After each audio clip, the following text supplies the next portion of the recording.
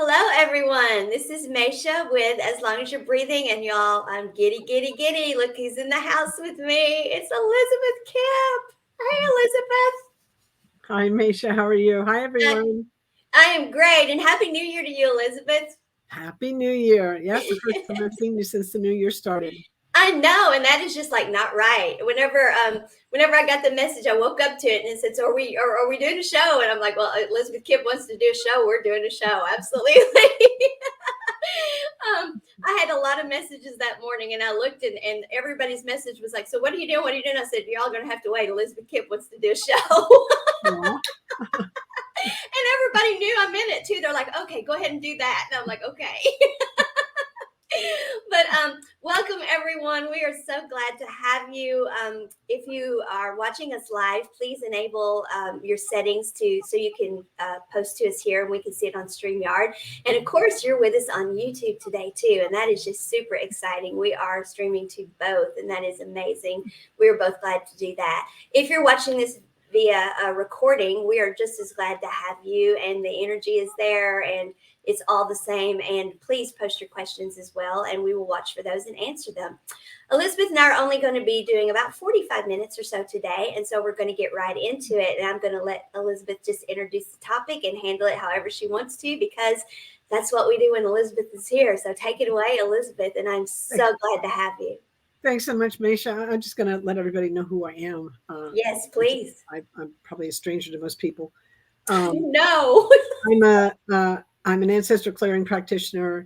I'm a trauma trained and yoga informed addiction recovery coach and a chronic pain management specialist. Um, I love teaching yoga. I teach on Thursdays online, a trauma informed class in the evenings.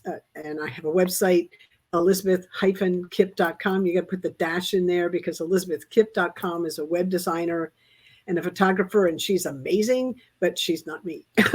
So No, she's not, but she is amazing. You're right. I've accidentally been there a few times. So anyway, elizabeth-kipp.com. You can, check out my stuff there. I wanted to talk today about empowerment because we are in challenging times, to say the least. And I thought it might be helpful to bring in a teaching around that. Um, so the teaching is around 3 levels, and there's even a fourth, which is kind of a bonus Okay. level Yeah. of consciousness. Um, the first one is I'm a victim of circumstance. I'm a victim of my circumstance. We're giving somebody else the responsibility for what's happening to us. Life is happening to us, and uh, and they're apart from me. There's this thing out there, and it's doing it to me. So there's a sense of separation, and there's a sense of powerlessness. Yeah. And we see this. In addiction, and I'm in recovery from addiction, so I lived it for a long time. Also, in the chronic pain experience, anyone that's had that knows the crushing, um, almost defeatist hopelessness that of I'm a victim of this that it can bring. Yes. So I just think it's really important because people are going through stuff right now. I mean, they were going through stuff before, and then COVID hit, and then it's like Pandora's box open with Yes. deep stuff. So, first level of consciousness, I'm a victim of my circumstance. The universe is doing it to me, or others are doing it to me. Second level of consciousness, the universe is doing it for me. So we ask, where's the gift in this experience? We empower ourselves with that. We go from victim to empowerment there.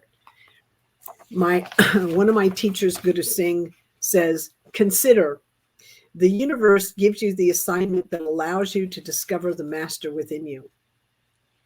So when we look for the gift of whatever is happening in our lives that's challenging, we look for the gift and we hang out there and we allow, and it helps us discover the master within.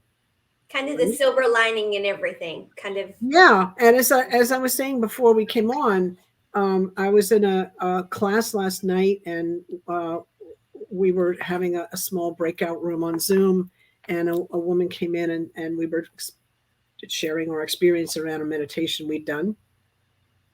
It was a chanted meditation, and she said, "Oh, all my stuff came up around this thing that I'm dealing with, and it's really hard." And she's dealing with something really difficult in her life. And the teacher came in and sat with us in this little breakout room for a few minutes, and I was like, I listened to him talk to this woman, and she said there were like three. There was her and three of us, and then the teacher. So it's just a small group, and he said, "Well, yes, I see that you're going through something really difficult now, and feel the difficult." Because it's reminding you, it's evidence that you're going through something significant. Right. And it was helpful for me because I'm going through something difficult right now, and I've been going through something difficult, and it was kind of like, oh, it's okay to feel like the contraction and the tension and the discomfort of the whatever we're going through, because there's a gift in that. And the gift, one of the gifts, there's many gifts, but one of the gifts in my experience of the difficult is, can I find some ease in the breath while I experience this? Yes. Can I just calm the breath and calm the body, and which will help calm the mind, so that I can maybe experience this more fully and help integrate it and experience this without more stress. So where's the gift? So I go from, oh, this is happening to me, to, oh, this is happening for me. This is got a lesson in there for me. So yes, there's something here for me. Absolutely. Yeah. Second level of consciousness. Third level is, I'm fully powered. The universe is moving through me. I can release my grip on trying to control. I don't have to push the metaphorical river, which I love doing. I just push, push, push. That's my old conditioning, is pushing, right? Mine too. Anybody that's a chronic pain sufferer knows that's what we do. Expert in pushing through. That's what we do. That's what we do, and that's how we crash and burn too. Is all that pushing through we kept trying to do, and that's what crashes. We add more stress into the system. Yeah. The river flows, and I flow with it. Indeed, it's flowing through me as well. And as Guru Singh says, beware that patience is not the art of waiting. It's the metaphysics of knowing that resting calmly will deliver. Oh, say that again. Yeah. Say that again. Oh my gosh, because I get so tired of people saying you've got to be patient. But when you put it that way, then being patient is not a passive thing. It's not passive the way you're saying it. So yes, do say that again, please. Be aware that patience is not the art of waiting. It's the metaphysics of knowing that resting calmly will deliver. Wow. So we're really embodying the concept of, it's not just mental, it's embodied practice of the universe is truly flowing through me, and there's no separation there. No separation. Absolutely. Yeah.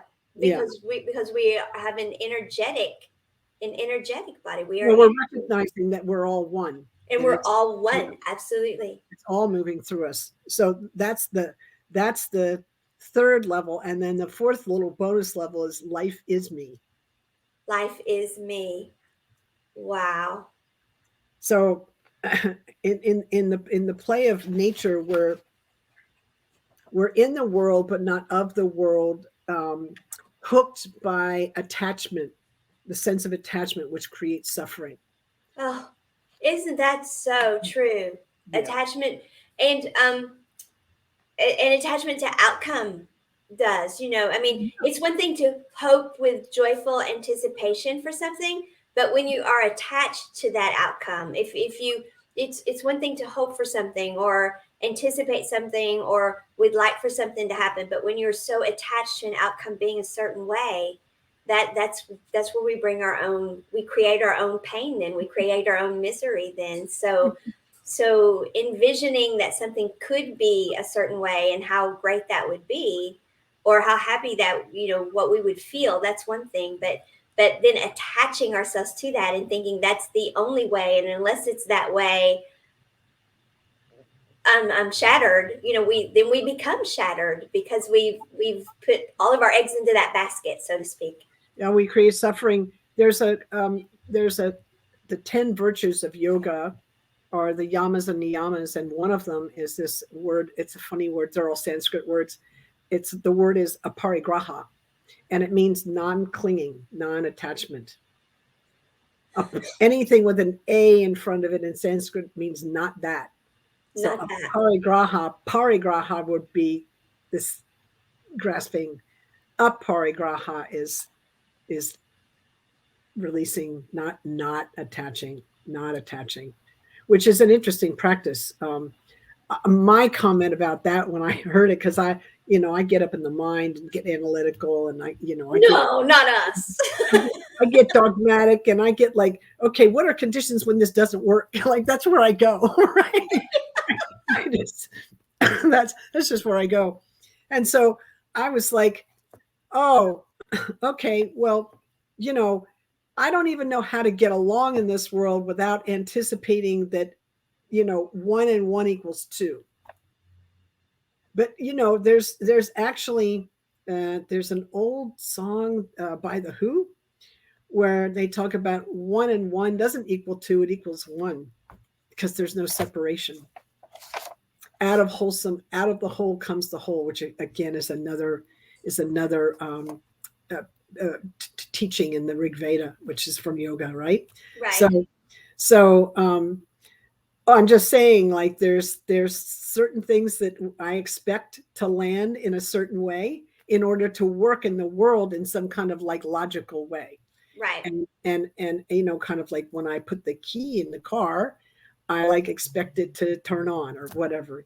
I have the key near. Nowadays, it's like I have the key near the car. I was going to say, so they just went ahead and created cars that you don't even do that. So they just blew that. No, there's like a key that you need to have it near the car. But I expect the car to start when I do whatever, and when it doesn't, it's like, well, now what? So plan B, right? So I just, in order for me to walk in the world, I need to be able to expect some kind of certain outcome. And the problem with parigraha, when we're trying to get to aparigraha, is when things don't turn out the way I expect them to, how am I behaving? Am I like, flowing with the river, or am I doing, and it kind of depends on what it is and where I am in the moment as to which one it's going to be. I'll slip into my old programming in a heartbeat and then go, oh, I'm here again, and move back into breathe, Elizabeth, it's going to be okay. Right.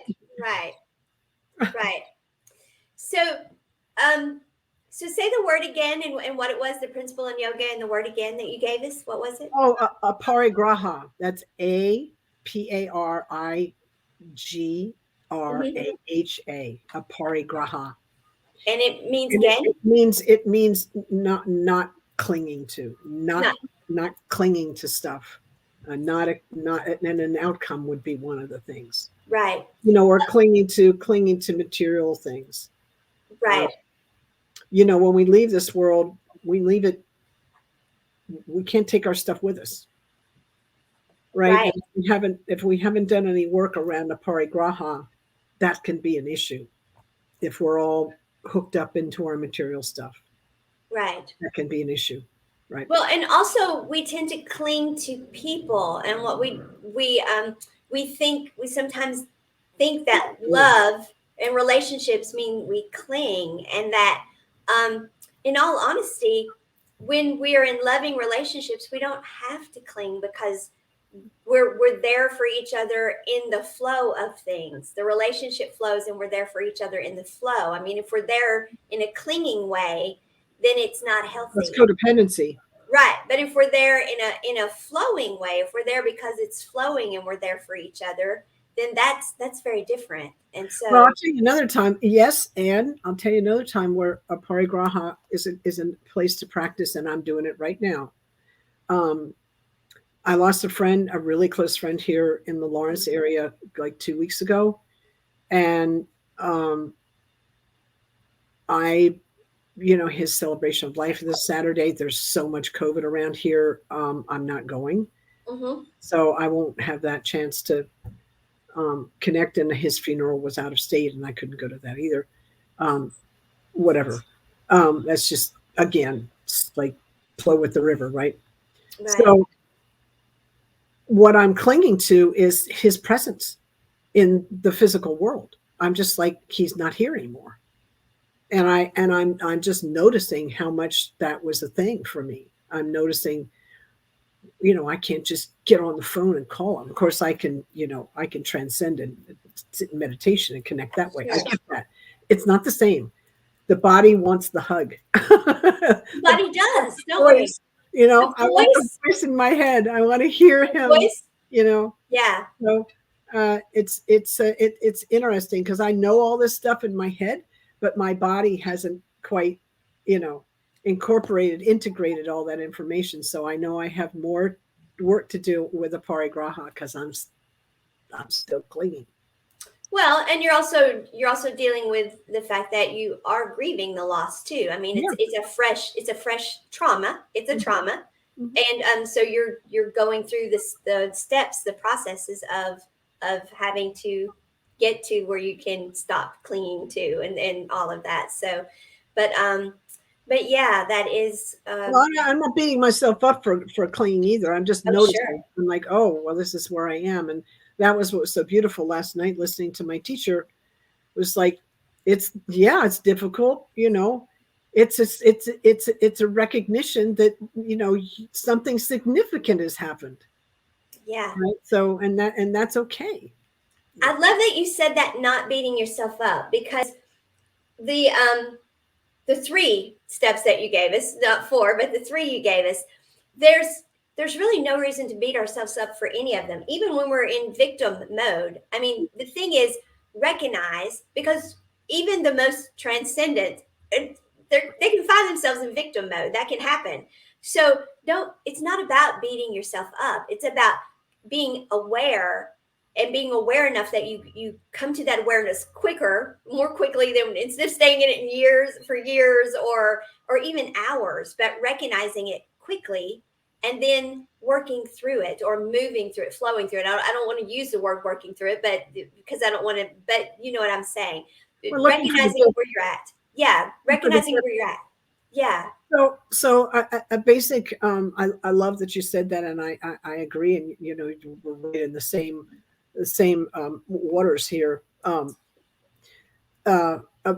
General operating principle that I like to work with is we're all doing the best. It's just a general operating principle, where I kind of come from. We're all doing the best we can from the level of consciousness that we have in the moment, right? And Yes. so I heard about my friend's passing, which was quite sudden and shocking and obviously unexpected. And I went right into I went right into victimhood. I went right in there in terms of you know uh, how could that happen to Michael, and now it's happening to me because I feel it, all that kind of stuff. Right? It was my friend, and then I was like, I could feel that, and I was in that, and I was feeling uh, it's like this contraction and a pulling at the same time. Mm-hmm. And I was like, okay, you're in it, Elizabeth. Where's the gift for you? Oh, I get to practice the parigraha, Yeah, right? I get to practice what I know, what I tell people. It's my turn to use it. I get to actually and try and like actually embody this, and walk through this, and where's the flow in this, and allow and accept the universe has, who am I to say when Michael was supposed to leave the planet? It's not, it's his journey, it's not mine. Right, So right. right? But it's okay. I get an attitude about it anyway, and I recognize that. Oh, that's I'm here now. Okay, can I shift? Where's the gift? Right. Right. And when I get to the part of like, oh, I get to practice the parigraha, then I go into the third level of consciousness. Well, Michael's right here with me anyway. There is Yeah. no separation. There's no Right. separation. It's all moving through me. We're all one. I can Yeah. still feel him. I can still Still in the contact him. I field. can still, yeah, Yeah. yeah. So And then there's that would be how to use that. That would be, absolutely an example of how to use those three level of consciousness. And life is me is is the same, because there's no separation. There, we're all in consciousness. We're all, if you imagine consciousness is in the metaphor of the ocean, the consciousness is the ocean, and we're each a wave, right, in the wow. ocean, right? So there is no separation. But that's a mental thing. Embodying that knowledge is wisdom, what I would call wisdom. Well, and so many. Oh, can I shift? Where's the gift? I love that. Is what Annette said. Hello, Annette. Thank you for being with us. I'm so glad to have you. Um, and when you talked about the consciousness being like the ocean, and we're each a wave. Um, what we need to understand is that each wave's movement, it's all affect. Each wave affects the next wave. I mean, Mhm. we're all in flow, and so And each wave is unique and too. each wave So is unique. that's pretty cool. Well, and the uniqueness of each wave affects how the flow of the whole ocean, and so it is valued. It's valued for the when we look, say we're up in the sky and we're looking down on the ocean. The state of the ocean is dependent upon the uniqueness of each wave, And the collective, and right? yeah, There's the collective movement as well, and that's what I wanted. I wanted to address that level okay, here great, with this thing, because I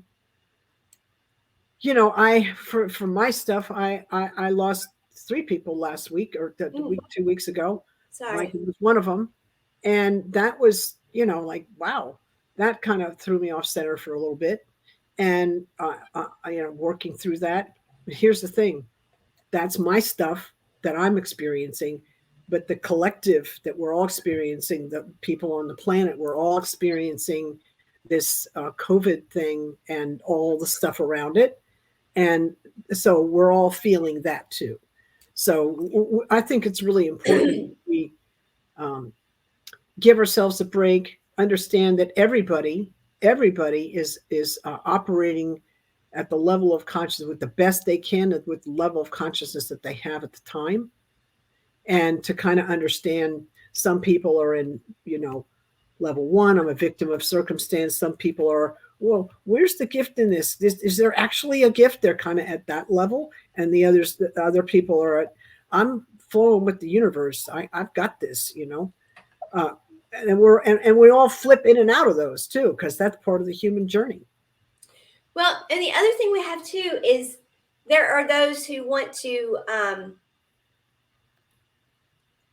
they want to deny or be in denial or not believe or disengage from the fact that this is true. They don't want to be a part of the whole. They don't want to acknowledge that this is true, that we are a collective, and that what is happening to the one affects the other. And so it's like they want to try to step out of that, and it's like, this isn't true, this isn't me, what happens to me doesn't affect other people, and what's happening to other people doesn't affect me, and this isn't real, this isn't, but it is real. So I mean, how do we address that with the people who just don't even acknowledge what we're saying, and who somehow and they don't do it at a visceral level. I mean, they're visceral about it. It's like, no, I am me. I'm the oak that stands alone, and all of this stuff is just not.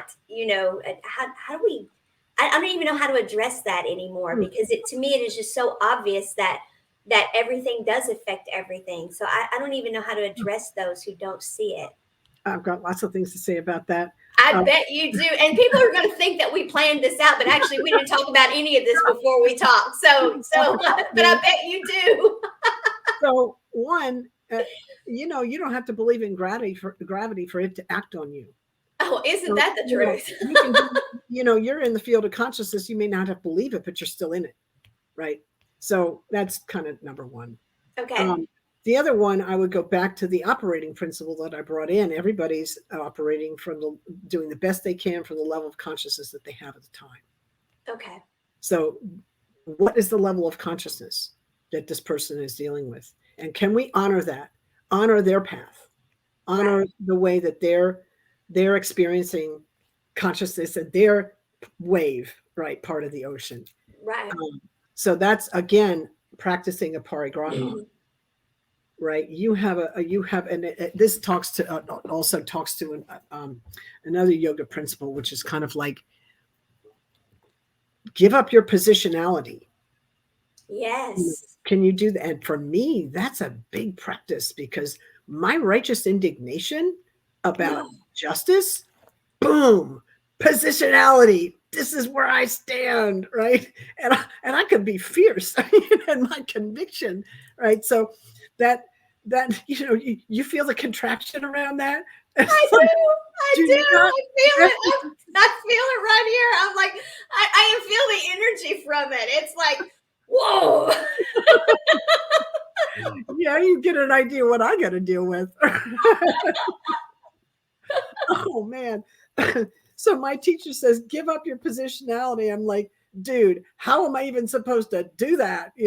In this, because I'll go to the condition where I don't know how to apply it. Right? I'll go to it doesn't apply over here. Well, it does actually. It I just, am positionality. What are you talking about? I just don't know how to do it. So I'm just saying, like, so then I'm like, well, Elizabeth, what perspective are you looking from? Yeah. And is there another possible perspective? Right? So it's kind of like, oh, well, I'm looking from Elizabeth's perspective, right? But there's like, I'm just a wave in the ocean. What are the other waves up to? And is there oh, there's an ocean? So right, I kind of have to go there. There's an ocean and other waves, and they get to have another well, okay, if I must. Right. So another great analogy that another one of my teachers gives is, who am I? I'm in an airplane trying to take off on the runway. I'm a pilot and I want to go to Chicago. But I'm on the runway and I have no idea where Chicago is from where I know where I want to go, but I don't know. I can't see Chicago from here. So what do I have to do? I got to call the tower. Yeah. Right? I got to call a higher authority. You got to have the guide. You got to have somebody who can see what you can't see. That's it. That has a different perspective. Right? Absolutely. So that's when I get on my knees and say, you know what? Please show me the way because clearly I cannot see it. And as one of my experiences, as long as that comes from my heart, I get an answer. Oh, wow. Yeah. You have so hit on, that's been my topic of the week, is that when it comes from the heart and it's genuine.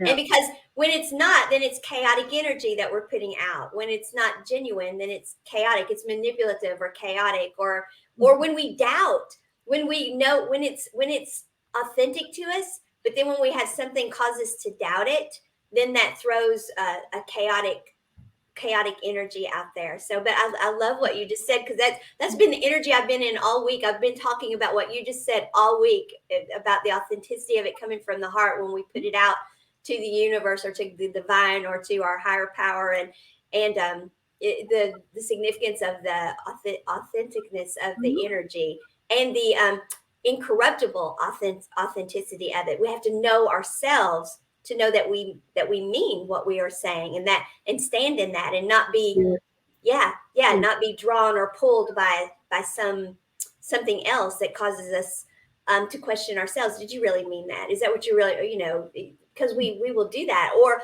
other people will question our integrity and say, you're not really that goody two shoes or whatever, say something that causes to think that way. and that corrupts the energy that we have put out, and it messes with, because it's all energy. Although I believe it's divine consciousness, it's still energy we're dealing with. So yeah, so that's, we've been in the same vein. We're always in the same vein. So I'm sorry, go ahead. I was going to say, yes, that coming from the heart, it is a very powerful prayer, and Yes. I get an answer. Now, here's the thing: I always get an answer. I just may not like the answer I get. But Isn't that the truth? right? I'm like, oh, not that, Oh, Wrong answer. No, I worded that wrong. Hold on a second. you're showing me that perspective. Oh man, and I'm like, oh, okay. And it's very humbling. It's many times it's very humbling. So I just, we have in recovery, there's this thing called the 12-step process, and step 7 is we humbly ask the universe to help us remove the blocks that the things that block us from being fully present and conscious, from consciousness, the things that block us. And I kind of like to shift that wording a little bit and say, humbly ask the universe to guide me to transforming the things that are blocking me from consciousness, right? From realizing consciousnness. Because my righteous indignation, which is like a powerful rounded justice, can be a very powerful block, because I just get so, about it that I just block other perspectives from coming in, and we have right now that happens to be my thing, right, that I happen to be working on. But there's all kinds of other polarities right now in our politics and in our culture that are driving a very big wedge in this way.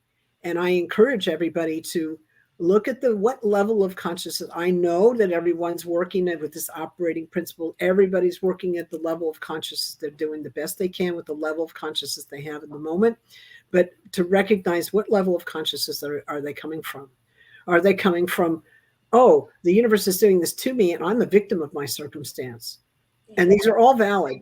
And the other one is, oh, I'm empowered and the universe is giving me an assignment to show me how to master myself, right? Yeah. And then the other one is, I'm fully powered, and be aware that patience is not the art of waiting. It's the metaphysics of knowing that resting calmly will deliver. We are in the flow. There's no pushing needed, right? Yeah, that one is the one that I am. That's amazing, right? That I'm trying so hard to do that. I'm and then there's the thing, trying so hard to do it, and that's part of the problem. That's part of the problem. I'm trying so hard to do that when I'm pushing so hard to do that one, Elizabeth, because that is who and what we are, is people who we push to do, we put, and that's the antithesis of what we're saying. And so it's like, it's a paradox. At that level of consciousness, it is. Yeah, it's a paradox. Where are we in these levels, and understanding that and getting kind of clear on our position relative to other people's position, where this is not a judgment, it's just notice. It's just noticing. And absolutely allowing them to be the wave they are in the ocean. And I know that we're talking about the journey of consciousness and everything, but of course, both of our backgrounds is chronic pain. And what you're talking about there with going into the calm, of course, with chronic pain, that is exactly the answer, is accepting that, going into that calm and finding that. And I was going to get your book earlier and it's behind me. So I see you reaching for it. I was going to, when we first came on, we went off talking about the meditation stuff. That I was going to reach for the book. So here's the Elizabeth Kipp, the Elizabeth Kipp Bible is what I call it. So I'm going to read just a passage from the book's called The Way Through Chronic Pain: Tools to Reclaim Your Healing Power. Yes. And it's about kind of the voice. It's for doctors, anybody that's working with chronic pain people, and for people that are in chronic pain, people that have experienced it. It's kind of the voice that the kind of, I lay out the landscape and then the tools that I use to clear, because I had it for 40 years and I was able to heal it with a lot of help. So I want to end with this passage called it's in the chapter 11, the 12 steps of wellness, if I could. Yes, It's please. called Courage and the Chronic Pain Sufferer or Addict. Chronic pain is actually also an addiction. So we'll just, make that straight up. Chronic pain, will define for the audience, is any pain that's felt 15 days out of 30 for 3 months or more. Any pain, physical, emotional, or spiritual. The body can't tell the difference between a broken bone and a broken heart. That's absolutely true. All the same. So, courage and the chronic pain sufferer or addict. When you have known pain to the point where you dread it coming back, you have entered the dragon's lair and felt the heat of its fire. The pain has cowed you, shocked you, terrified you. You begin to experience life from a place of worry and anticipation. We're a victim, right? I see that there is a dragon here. I have felt its fire before, and it is fierce and terrible. When will I feel that fire again? Mind you, not what if I feel it again, but when will I feel it again, right? Absolutely. When will the great pain dragon unleash its punishing flame of fire again? And will I survive it next time? These are the very real thoughts of a chronic pain sufferer or addict. Ask anyone who's dealt with chronic pain headaches, for example, or anyone that has felt the relentless insistence of wanting relief from the unendurable. You have been dwelling in dread for a long time. It can be a place of almost complete hopelessness. You can see the incredible courage of someone in chronic pain. Somewhere deep inside of us, we must know that healing power and magic lives in here. We may not be able to see it. It may not be conscious, but if we didn't know it was there on some level, our courage would have dried up a long time ago. Yes. Yet that thread between our doubt and between our dread and the inner knowing that sustains our courage is the bridge that keeps us connected to ourselves and our higher power.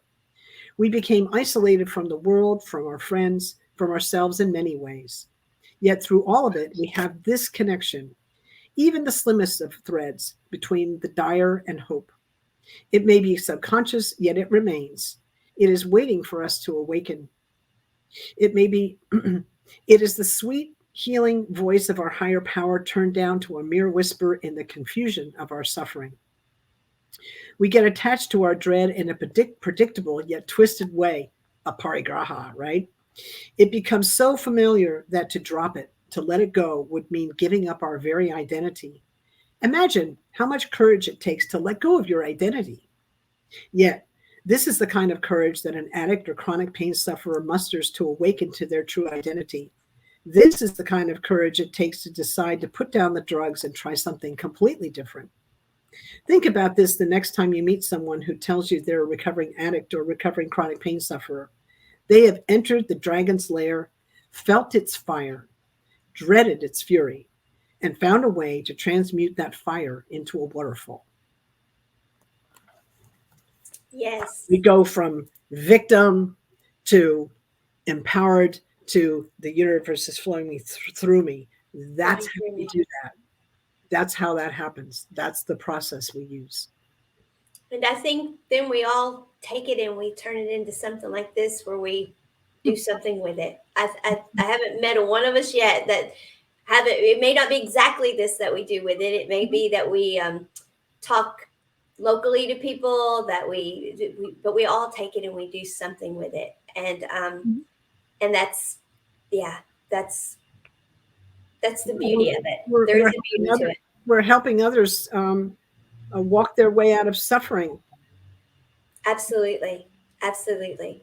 Yeah. We're about 40 minutes into it, and I know you said you wanted to end with that. That is absolutely beautiful. And is there anything you want to add before we go? Because I know you have something at the top of the hour. So, well, I would like to just add that part of the level of consciousness that we're at any given moment also has to do with the ancestral burden that we carry. Yes. Right. So we come into this life with the gifts and the burdens of our ancestors, and we can be experiencing the frequency of the effects of transgenerational trauma. And I do ancestral clearing, which helps to release that piece. So I don't just do recovery coaching. I have this other thing I do, ancestral clearing, which is very powerful, that helps us deal with this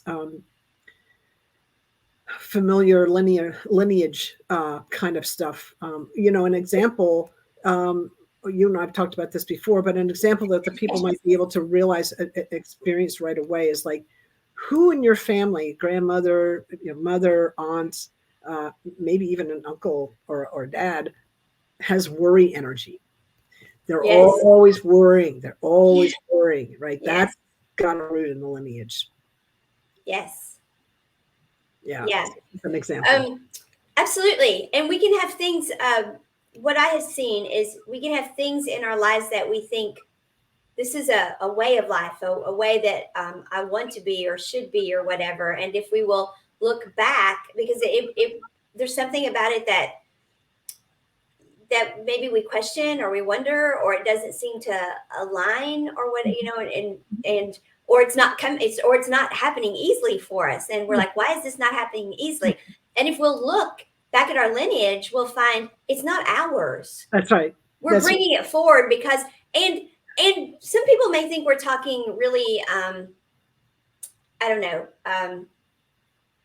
metaphorical here or whatever, but we're not. I'm talking very practical. It can be that you lost a relative. Maybe it was an aunt that you were really close to, and that's how she was. And so because that's how she was and you loved her so much, you become emotionally, you're still clinging to that person. We were talking earlier about letting go. So you're still clinging to that person. And so you're kind of like, I want to be like her. And so you're still holding on to it from that standpoint. You may have not released it yourself. You could be holding on to it from the standpoint of clinging to that person. So, I mean, all of this is so related. So there's a reason why you do all the modalities you do, because they are so interrelated, because we will do that ourselves. We will, although there is a metaphysical to the ancestral, being tied up energetically in our DNA, sure, all of that. But there's also a straight up, it's just information that comes in on the DNA. Right. I'll give you a more, like a little bit bigger example. Right.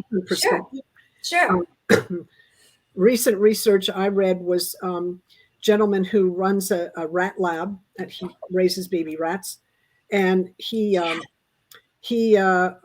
the little rats were playing they all were born in this rat lab. They were all playing in a common area one day. He puts a cat hair down in the middle of the room and they all scatter. But they've never met a cat. But boy, they knew there'd be information that came in on the DNA, right? It came right in, and there, it was ready. The information was there, ready to be accessed one way or the other. Whether it was genetic or epigenetic, we kind of figure it's epigenetic as it expresses. Right. So that information gets turned on or off depending on the environment. Right. So for those who want to look at it from that perspective, which is absolutely true and proven and all of that, all the way to the very practical of, is it just that you are clinging to that person or idolize that person or whatever, and that's not even your identity that you're holding on to. That's not you. You're making that a part of you. And so honor that person in a different way, but be you, be uniquely you, who you are. Don't make that a part of your life when that's not who you are. So there's so many aspects of all of this that